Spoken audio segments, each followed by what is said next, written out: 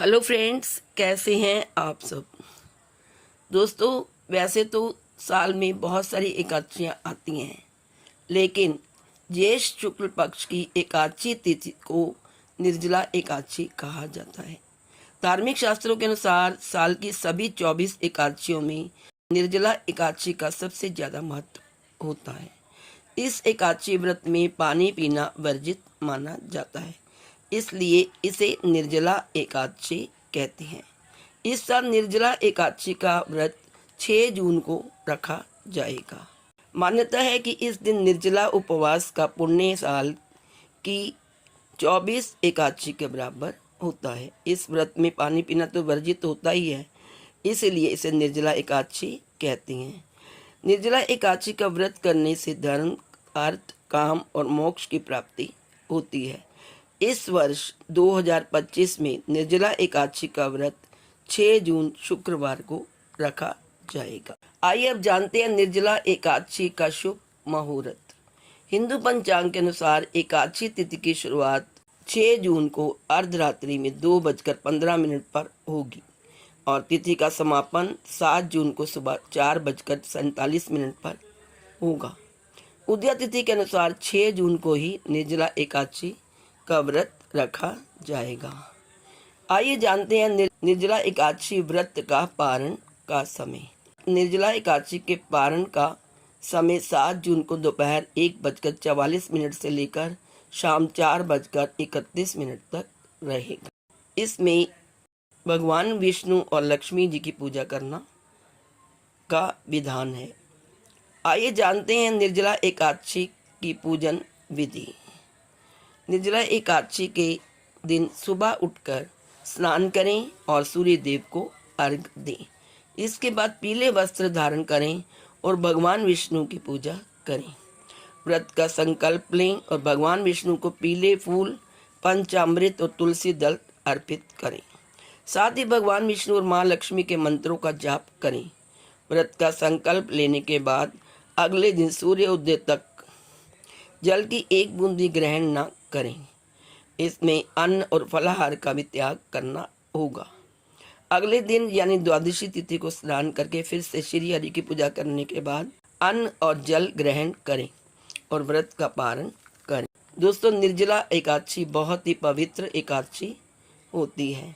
निर्जला एकादशी का हमारे हिंदुओं धर्म में क्या महत्व है, आइए जानते हैं। निर्जला एकादशी पर बिना जल ग्रहण किए भगवान विष्णु की उपासना का विधान है।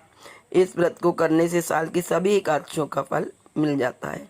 ऐसा कहा जाता है कि भीम ने एकमात्र इसी उपवास को रखा था और मूर्छित हो गए थे। इसी वजह से इसे भीमसेनी एकादशी भी कहा जाता है। निर्जला एकादशी पर दान करने का भी बहुत महत्व है।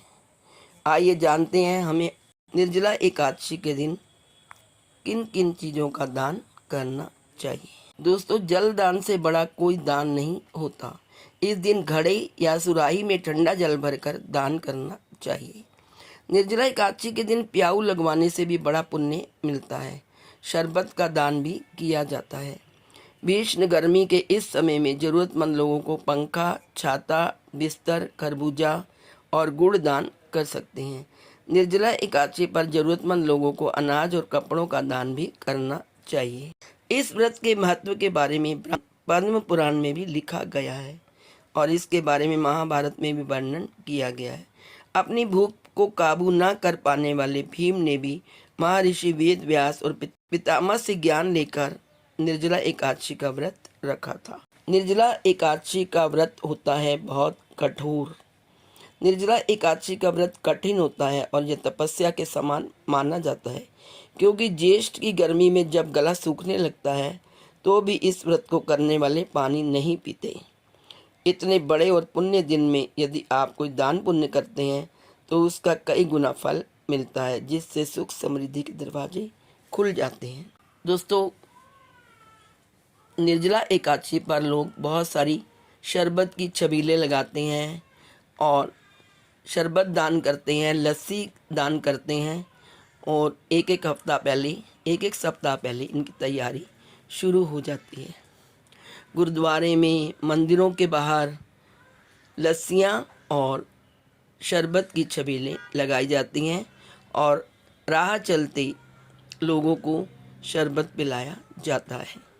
ज्येष्ठ भरी गर्मी की दोपहर में जब छबील में आकर लोग ठंडी लस्सी शरबत पीते हैं तो उनको बहुत सुख शांति मिलती है।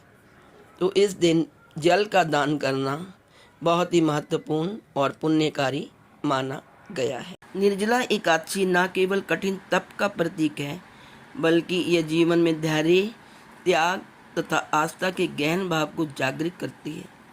मान्यता है कि इस दिन विधि पूर्वक व्रत करने से व्यक्ति को अक्षय पुण्यों की प्राप्ति होती है, पापों से मुक्ति मिलती है और अंत में वैकुंठ धाम की प्राप्ति होती है। पौराणिक कथाओं के अनुसार इस व्रत को सबसे पहले भीमसेन ने किया था, जो अपने भोजन प्रेम के कारण अन्य एकादशी व्रत नहीं कर पाते थे।